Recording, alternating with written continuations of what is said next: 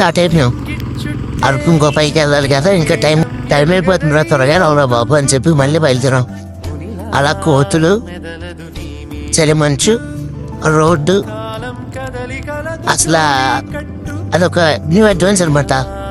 కానీ అంత ఈజీ కాదు, ఖచ్చితంగా సింగిల్ రోడ్ కాబట్టి కష్టంగా ఉన్నా.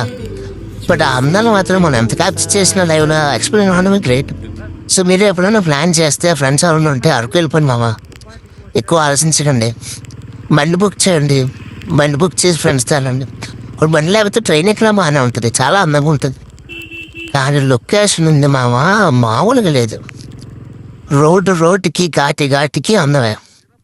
ఎంత దూరం వెళ్తున్నా సరే అందం తగ్గట్లేదు. ప్రతి చోట ఆగిపోవాలనిపిస్తుంది, కానీ ఆగితే ప్రయాణం అయిపోతుంది. మీరు వెళ్ళిపోతున్నాం మామ. కానీ మా మాయతో మామూలుగా ఎందుకు చేయలేదు. నేను కూడా